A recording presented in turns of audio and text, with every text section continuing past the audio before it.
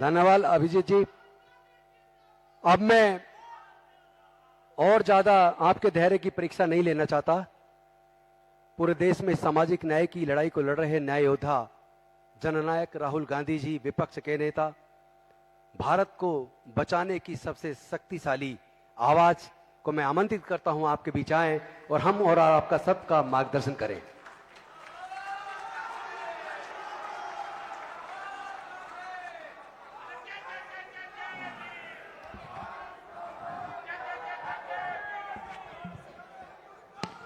जय जय जय जय जय भीम।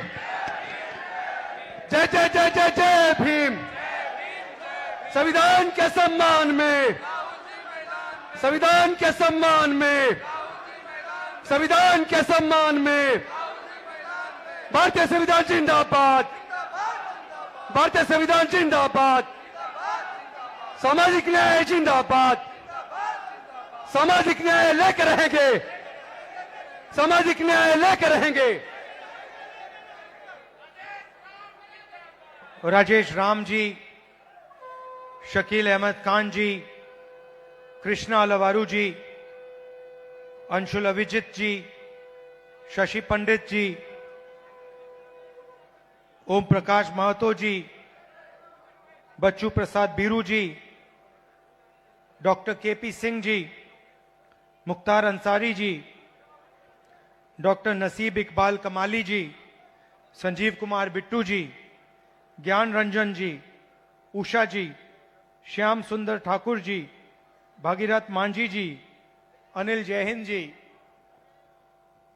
भाइयों और बहनों,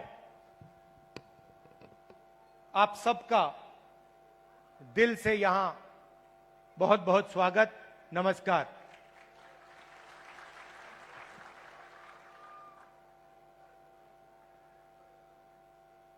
संदीप दीक्षित जो शीला जी के बेटे हैं, वो एक पॉडकास्ट, आजकल पॉडकास्ट चलती है ना, वो एक पॉडकास्ट बनाते हैं। तो उन्होंने मुझसे कहा कि मैं उनके पॉडकास्ट पे जाऊं। बातचीत होती है, वीडियोग्राफी होती है, फिर उसको मतलब यूट्यूब पे डाला जाता है। तो मैं गया और उन्होंने मुझसे सवाल पूछा कि आपके परदादा नेहरू जी क्या थे? प्रधानमंत्री थे, नेता थे, स्वतंत्रता के लिए लड़े थे। आपके मुताबिक आपके परदादा क्या थे और आप उनसे क्या सीखे? कमरे में नेहरू जी की फोटो थी,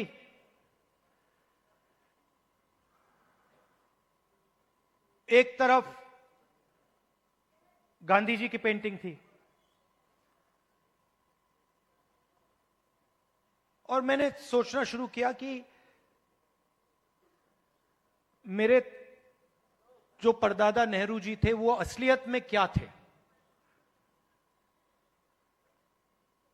और दोनों फोटो को मैं देख रहा था और मेरे दिमाग में बात आई कि ये दोनों जो लोग थे, जवाहरलाल नेहरू और महात्मा गांधी, ये दोनों सच्चाई से मोहब्बत करते थे।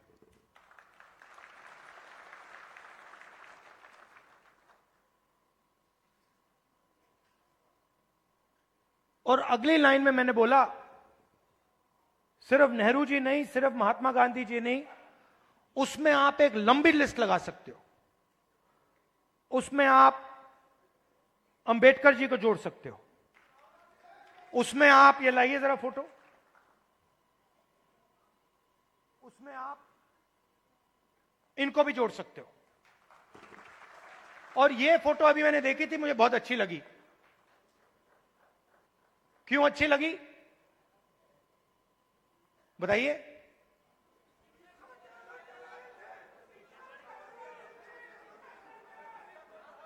क्योंकि जो इनकी पत्नी है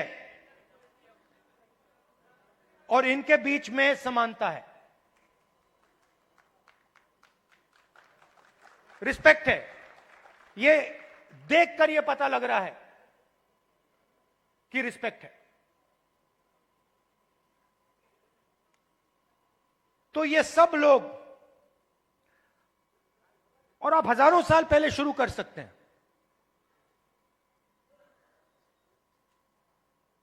बुद्ध भगवान सच्चाई से मोहब्बत करते थे, सच्चाई से दूर नहीं जा सकते थे।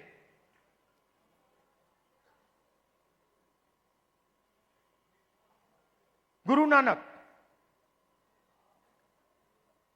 कबीर, बसवना, नारायण गुरु, लिस्ट है।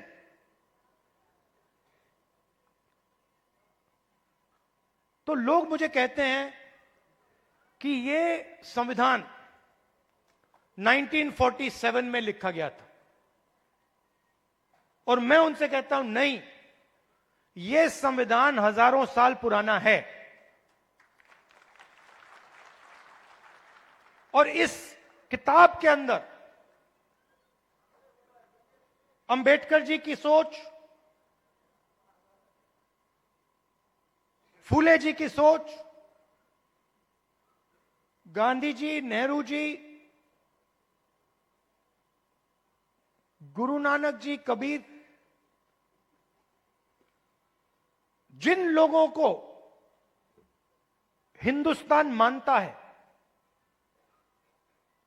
और रिस्पेक्ट करता है, उनकी सोच इसके अंदर है। तो जब मैं इस किताब को, और जब आप इस किताब को ऐसे पकड़ते हो, आप 70-80 साल पुरानी किताब को नहीं पकड़ रहे हो, आप हजारों साल पुरानी विचारधारा की रक्षा कर रहे हो।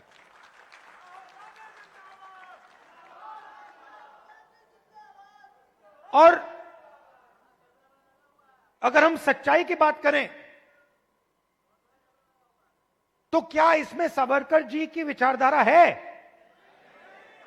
हो ही नहीं सकती, क्योंकि वो सच्चाई का सामना नहीं कर पाए। अब ये बात किसी को अच्छी लगे ना लगे, ये सच्चाई है, तो मुझे ये बोलनी ही पड़ेगी।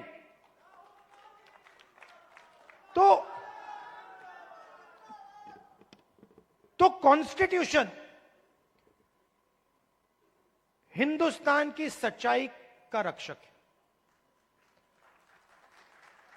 और जो हजारों सालों का जो विजडम है,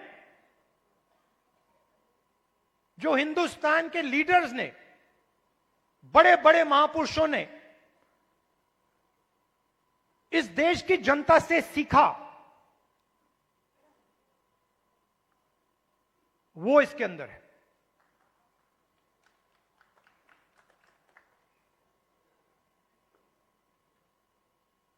अंबेडकर जी ने दलितों की लड़ाई लड़ी, दलितों के लिए लड़ाई लड़े।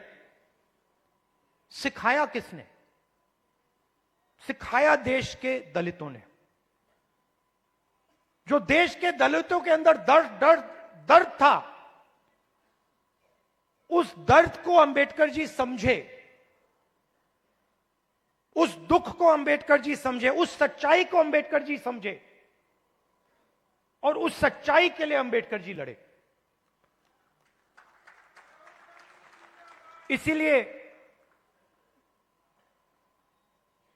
महात्मा गांधी की autobiography my experiments with truth, Mahatma Gandhi की autobiography my experiment with lies नहीं थी, जो शायद मोदी जी लिख पाएंगे। तो सच्चाई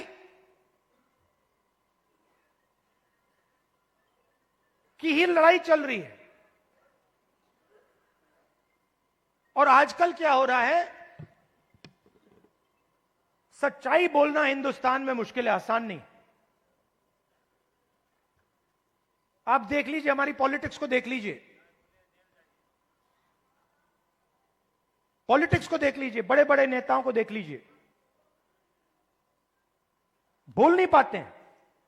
पूरा देश जानता है कि सच्चाई यह है, और बड़े से बड़े नेता चुप हो जाते हैं। यह पूरे देश को दिख रहा है। मगर एग्जाम्पल क्या दिया? बुद्ध भगवान ने, अंबेडकर जी, गांधी जी, इन लोगों ने एग्जाम्पल क्या दिया? डरना नहीं है, जो सच्चाई है वो देश के सामने रखनी है, और यही आप लोग कर रहे हो, यही आप लोग कर रहे हो। आप लोग डरते नहीं हो, आप लोगों को दबाया नहीं जा सकता है। आपके अंदर, खून के अंदर फूले जी, अंबेडकर जी, गांधी जी, ये सब आपके खून के अंदर हैं, और इनकी विचारधारा आपके खून के अंदर है, मेरे खून के अंदर है, और इसको कोई नहीं मिटाने जा रहा है, कोई मिटा ही नहीं सकता। मैं आपको आज 2-3 चीजें कहना चाहता हूं, मगर मेरी माइंड में एक सवाल है, तो सबसे पहले मैं आपसे सवाल पूछना चाहता हूं, देखना चाहता हूं, आप में से, आपने देखा होगा अमेरिका के राष्ट्रपति ने स्टॉक मार्केट की धज्जियां उड़ा दी हैं, देखा होगा? देखा ना? अच्छा, आप मुझे बताइए, आप में से, इस भीड़ में से कितने लोग स्टॉक मार्केट में पैसा डालते हैं? हाथ उठा के दिखाइए। अब ये देखिए, घूम के देखिए, यहां पे 1% से कम लोग स्टॉक मार्केट में पैसा डालते हैं, 1% से कम। अगर यहां 100 लोग हैं तो एक हाथ उठ रहा है। तो ये स्टॉक मार्केट आपका औजार नहीं है, इसमें अनलिमिटेड पैसे बने, मगर इसका फायदा आपको नहीं मिला।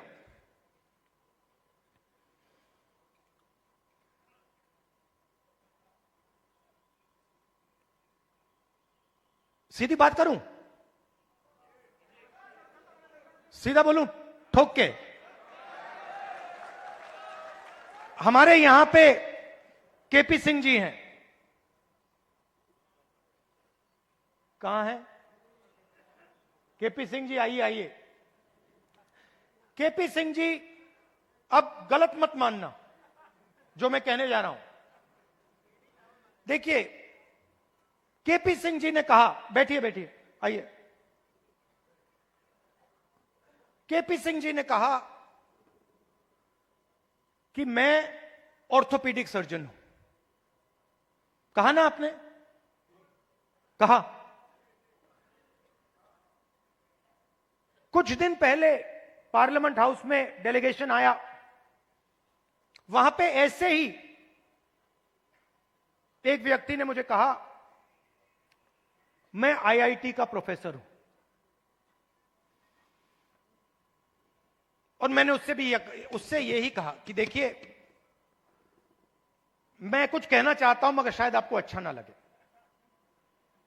इजाजत है? उन्होंने कहा हां, कह दीजिए। और वही मैं आपसे इजाजत लेना चाहता हूं, इजाजत है? देखिए,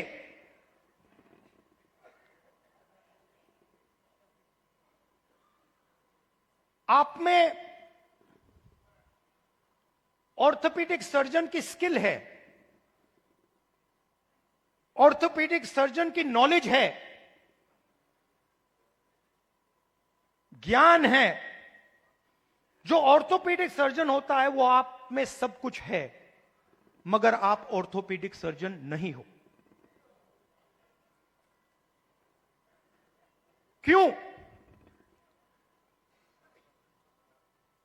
क्योंकि पूरा का पूरा सिस्टम आपके खिलाफ काम करता है। आप सोचते हो कि आप ऑर्थोपीडिक सर्जन हो,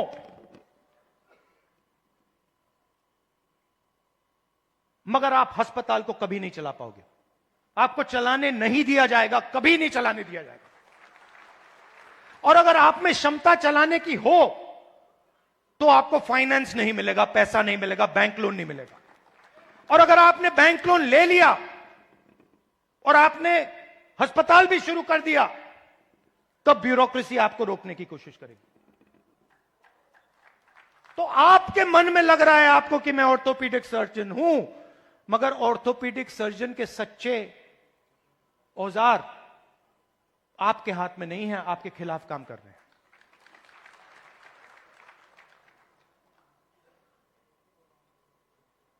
डेलीगेशन में दलित प्रोफेसर ने मुझे कहा कि मैं आईआईटी प्रोफेसर हूं। मैंने उनसे कहा नहीं भैया, आईआईटी प्रोफेसर की पूरी क्वालिफिकेशन आप में है,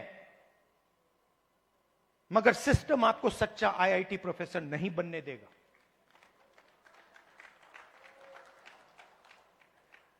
और यह सच्चाई आस्ते आस्ते आस्ते आस्ते मुझे बहुत गहराई से समझ आ गई है। इस देश में अगर आप दलित हो, पिछड़े वर्ग के हो, आदिवासी हो, माइनॉरिटी हो, और उसमें मैं महिला भी जोड़ सकता हूं, पिछड़ा बोला, ईबीसी हो, अति दलित हो, अगर आप अपर कास्ट के नहीं हो तो आप सेकंड क्लास सिटीजन हो। और मैं ये ऐसे नहीं बोल रहा हूं, मैं सोच समझ के बोल रहा हूं, मैं पढ़ लिख के बोल रहा हूं, और मैं सिस्टम को बहुत गहराई से देखने के बाद बोल रहा हूं। मैं आपको 2-3 उदाहरण देना चाहता हूं। तेलंगाना में हमने कास्ट सेंसस किया, और बात अब तेलंगाना में कास्ट सेंसस से बहुत आगे निकल गई है।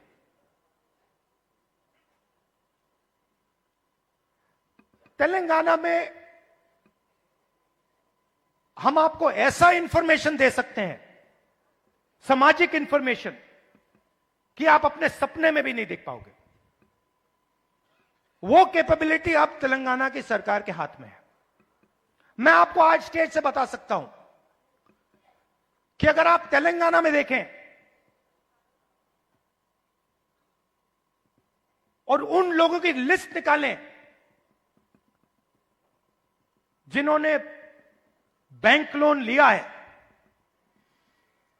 सरकारी बैंक लोन, सरकारी बैंक से लोन या प्राइवेट बैंक से लोन, उस लिस्ट में आपको ना एक ओबीसी मिलेगा, ना एक ईबीसी मिलेगा, ना एक दलित मिलेगा, ना एक आदिवासी मिलेगा। तेलंगाना की सबसे बड़ी कंपनियों की आप लिस्ट निकालिए, उनके मालिकों की लिस्ट निकालिए, उनकी सीईओज की लिस्ट निकालिए। यह सब हम तेलंगाना में अब कर सकते हैं। उनकी मैनेजमेंट टीम की लिस्ट निकालिए, आप हैरान हो जाओगे। मैनेजमेंट में, सीईओ की लिस्ट में, मालिकों की लिस्ट में आपको ईबीसी, ओबीसी, दलित, अति दलित, आदिवासी कहीं नहीं मिलेंगे, है ही नहीं। मैं आपसे नहीं कह रहा हूं कि 5% हैं, मैं आपसे नहीं कह रहा हूं कि 5% हैं, 0 है, 0 है ही नहीं। और आप दूसरे तरफ मजदूरों की लिस्ट निकालो, जो 21वीं सदी के नए मजदूर बने, गिग वर्कर्स, जो उबर चलाते हैं, जो 21वीं सदी की मजदूरी करते हैं, उनकी लिस्ट निकालो। 90% से ज्यादा, 95% दलित, पिछड़ा वर्ग, ईबीसी, आदिवासी, डोमेस्टिक सर्वेंट्स की लिस्ट निकालो। दलित, ओबीसी, ईबीसी, आदिवासी, अति दलित।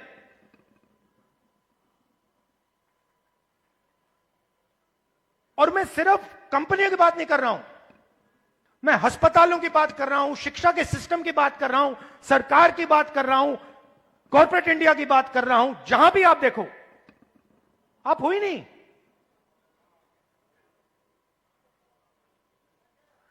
और तेलंगाना में अब वो पूरा का पूरा डेटा हमारे हाथ में है, जो नरेंद्र मोदी जी आपके हाथ नहीं डालना चाहता है। इसीलिए आपने देखा कि जैसे ही हमें वो डेटा दिखा, हमने रिजर्वेशन को बढ़ा दिया।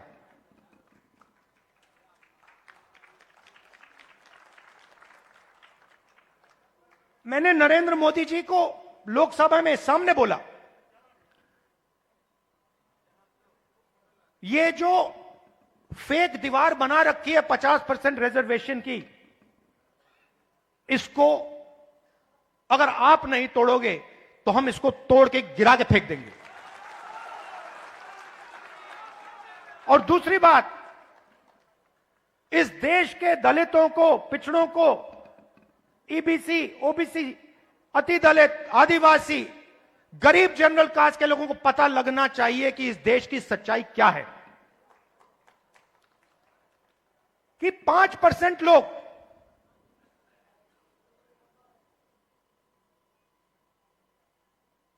5% लोग इस पूरे के पूरे देश को चला रहे हैं।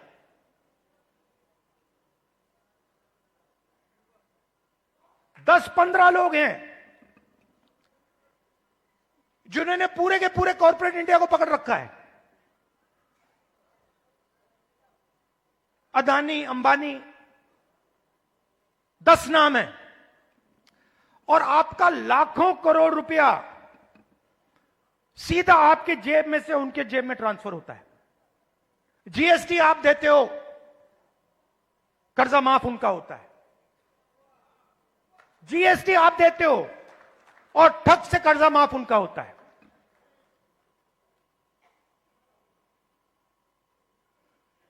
आप स्कूटर में पेट्रोल भरते हो, पैसा उनके जेब में जाता है। आप अपने बच्चों को कॉलेज, यूनिवर्सिटी भेजते हो, पैसा उनके जेब में जाता है। आप बीमार होते हो, पैसा उनके जेब में जाता है। तो आप सबको घेर के रखा हुआ है, इसलिए आपसे सांस नहीं ली जा रही है।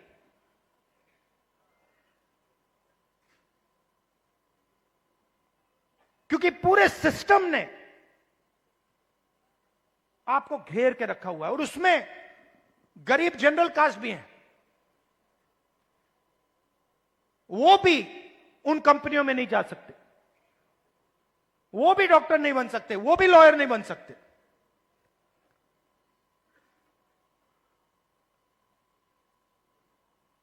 मैं छोटा सा उदाहरण देता हूं आपको। सुल्तानपुर में मैं गया, वहां पे चेतराम मोची जी हैं। पता नहीं आपने वीडियो देखा नहीं देखा? देखा था? तो मेरी दोस्ती हो गई उनसे। मैंने गाड़ी रोक दी, मैं वहां जाके बैठ गया। मैं आपको बताना चाह रहा हूं कैसे फंसाया गया है, किस प्रकार से फंसा के रखा हुआ है। मैं गया, 40 मिनट में उनके साथ बैठा। मैंने देखा कि हुनर की कोई कमी नहीं है। उनसे आप कोई भी उनको आप कोई भी जूता दे दो और कहो भैया इसको बना दो, कोई भी हो,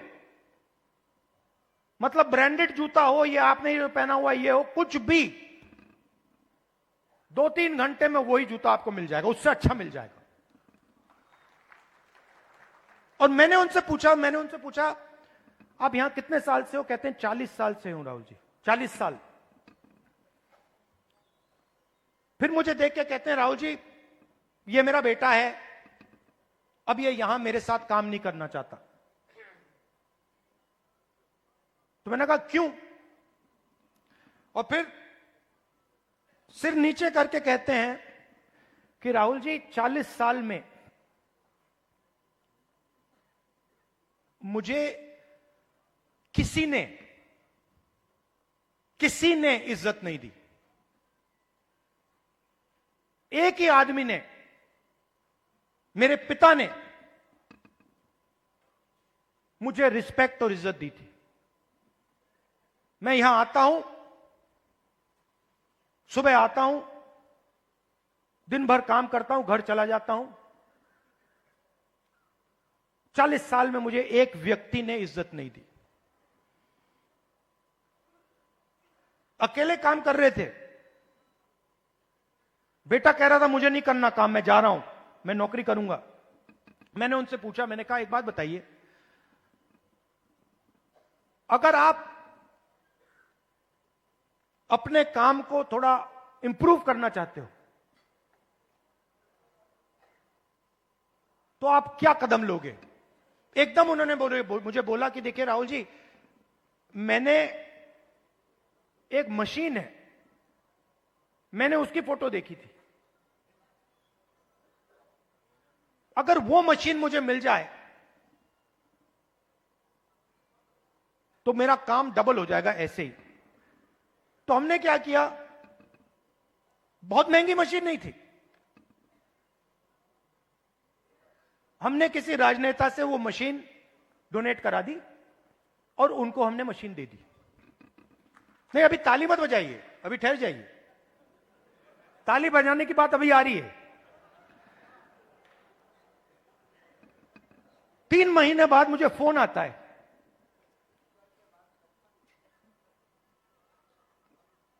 चेतराम मोची जी कहते हैं राहुल जी मैं बड़ा खुश हूं। मैंने कहा क्यों? कहते हैं राहुल जी मेरी अब 2 दुकानें हैं, 10 लोग मेरे लिए काम करते हैं।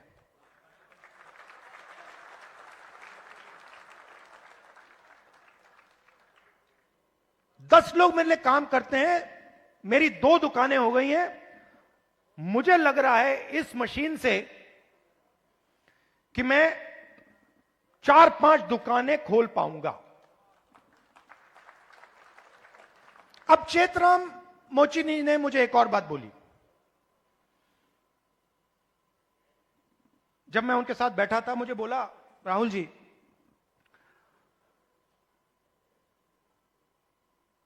यूपी सरकार ने मुझे एक बार ट्रेनिंग पे बुलाया,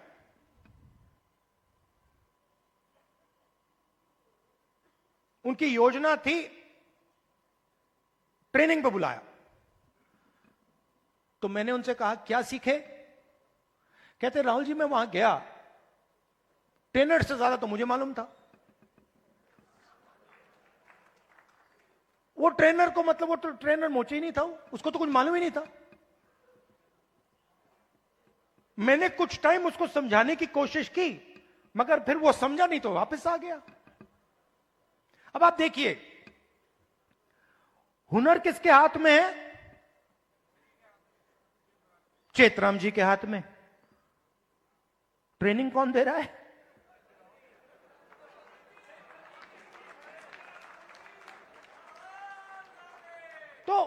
तो बात समझिए क्यों? क्योंकि ट्रेनिंग का नेटवर्क कंट्रोल में है। मशीन क्यों नहीं मिल रही? बैंक का सिस्टम कंट्रोल में है।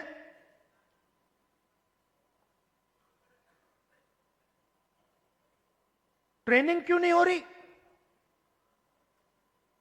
क्योंकि चेतराम जी ट्रेनिंग के सिस्टम में ही नहीं है। जिसके पास हुनर है, जिसके पास ज्ञान है, वो ट्रेनिंग करा ही नहीं रहा है।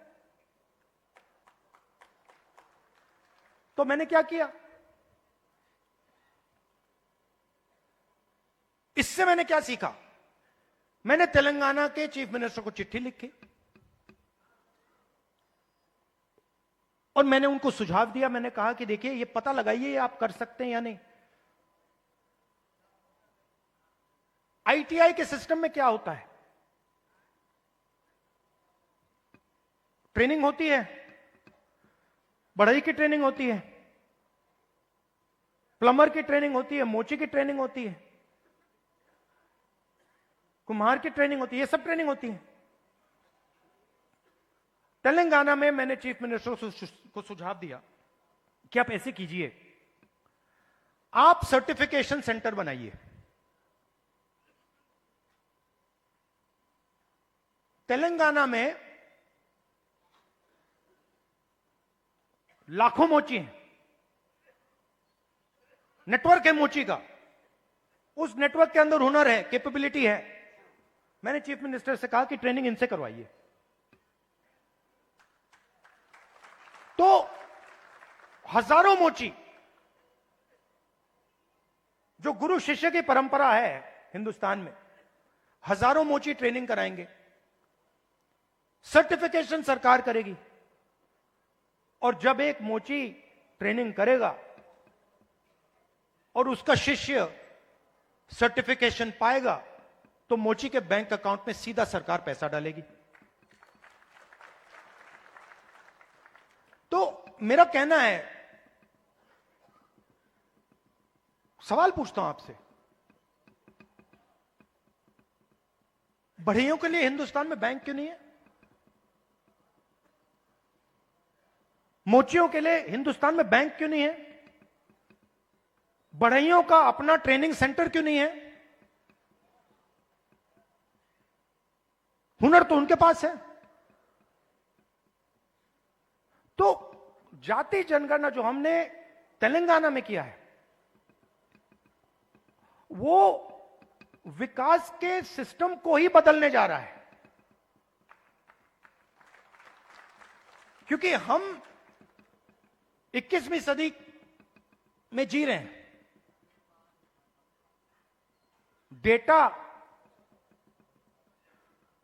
डेटा की सदी है, सब लोग डेटा की बात करते हैं।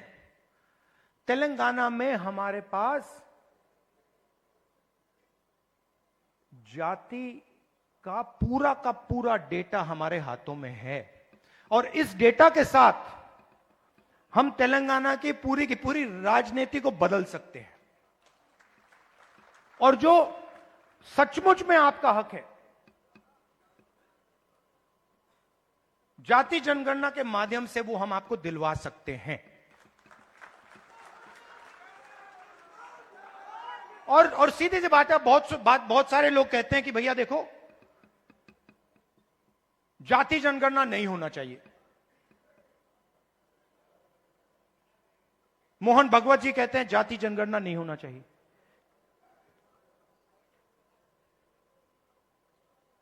अगर आपको चोट लगती है, आप अस्पताल जाते हो, कभी आपसे डॉक्टर कहता है भैया एक्सरे मत करो। एक्सरे से कोई नुकसान थोड़ी होता है, एक्सरे से सच्चाई पता लगती है। वो ही हम कर रहे हैं। एक प्रकार से हम सामाजिक एक्सरे कर रहे हैं कि भैया सच्चाई क्या है, किसके पास कितना धन है, कौन कहां बैठा है, ब्यूरोक्रेसी में कितने लोग हैं, गरीब लोग कितने घुस पा रहे हैं, कौन सी जात के लोग कहां घुस रहे हैं, कहां जा रहे हैं, किन लोगों को कैसे रोका जा रहा है, ये सब जाति जनगणना से मिल जाएगा। तो ये एक क्रांतिकारी कदम है, क्रांतिकारी कदम है। इसीलिए आरएसएस और बीजेपी इसको रोकना चाहते हैं, और इसको अब दुनिया की कोई शक्ति नहीं रोक सकती है। बिहार में कांग्रेस पार्टी का मैं आपको रोल बताता हूं। देखिए,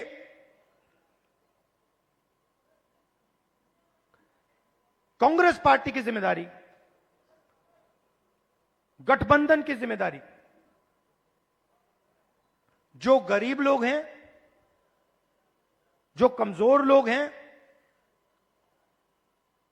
ईबीसी, ओबीसी, दलित, महादलित, गरीब जनरल कास्ट के लोग, इन सब को जोड़कर, इन सबको जगह देकर इज्जत देकर, रिस्पेक्ट देकर आगे बढ़ने का काम कांग्रेस पार्टी कर।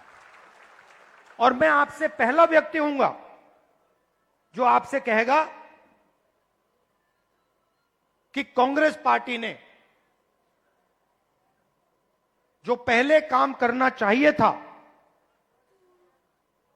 जिस गति से काम करना चाहिए था, जिस मजबूती से बिहार में काम करना चाहिए था, वो हमने नहीं किया। और हम अपनी गलती से समझे हैं और अब हम बिना रुके पूरी शक्ति के साथ जो बिहार के कमजोर लोग हैं, बिहार के गरीब लोग हैं, छोटी जात, छोटी अलग अलग जो ओबीसी, ईबीसी, दलित, महादलित के लोग हैं, उन सब को हम लेकर एक साथ हम आगे बढ़ेंगे। कुछ दिन पहले हमने अपने डिस्ट्रिक्ट प्रेसिडेंट्स चुने और मैं ये नहीं कहूंगा कि ये बहुत बड़ा कदम है, मगर ये एक जरूरी कदम है। पहले हमारे डिस्ट्रिक्ट प्रेसिडेंट्स की लिस्ट में 2/3 अपर कास्ट के लोग थे। अब हमारी नई डिस्ट्रिक्ट प्रेसिडेंट्स की लिस्ट में 2/3 ईबीसी, ओबीसी, दलित, पिछड़ा वर्ग, माइनॉरिटी के हैं। और अगर आप हमारे वर्किंग प्रेसिडेंट्स को देखें तो यह बात और भी गहराई से हुई है। मैंने और खारगे जी ने बिहार की टीम को साफ बता दिया है कि आपका काम बिहार के गरीब जनता की रिप्रेजेंटेशन का काम है। आपका काम दलितों, ईबीसी, ओबीसी, गरीब जनरल कास्ट, महिलाओं को जगह देने का काम है और आपको यह काम बिना झिझके, बिना डरे यह काम पूरा करना है। हम राजनीति में आपके लिए दरवाजा खोलना चाहते हैं। आपके युवाओं को हम राजनीति में लाकर, आपको हम राजनीति में लाकर बिहार का चेहरा बदलना चाहते हैं।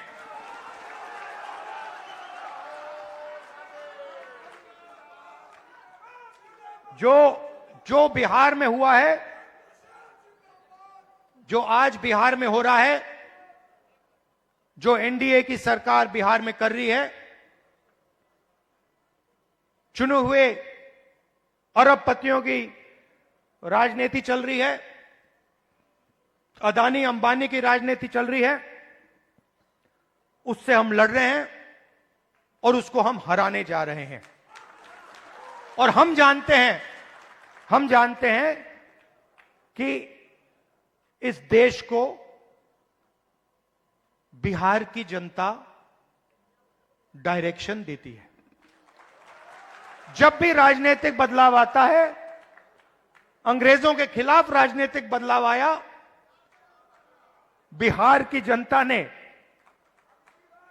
यह बदलाव लाने का काम किया था। और हम समझते हैं कि बिहार की जनता फिर से यह काम करना चाह रही है और यह काम करेगी। और हम आपके साथ मिलकर, शामिल होकर यह काम करना चाहते हैं। सबसे जरूरी लक्ष्य कॉन्स्टिट्यूशन की रक्षा करना है। हमारी जो पुरानी विचारधारा है, बिल्कुल मतलब ऐसे, और जो इसके सामने आएगा, आपने देखा होगा पहले नरेंद्र मोदी, उनकी पार्टी कह रहे थे 400 पार, देखा आपने 400 पार। उसके बाद कांग्रेस पार्टी, इंडिया गठबंधन सामने खड़ा हुआ और फिर मोदी जी जब पार्लियामेंट आई, यूं किए कि मैं बदलूंगा नहीं इसको। तो कॉन्स्टिट्यूशन ने और आपने कॉन्स्टिट्यूशन को बचाने का काम किया। इसके लिए मैं आपको दिल से धन्यवाद करता हूं और जहां भी देखिए, और जहां भी मेरी जरूरत होगी, जहां भी मेरी जरूरत होगी, बिहार के कोने कोने में, हिंदुस्तान के कोने कोने में आप मुझे बुलाओ, मैं हाजिर हो जाऊंगा। आपकी लड़ाई मेरी लड़ाई है।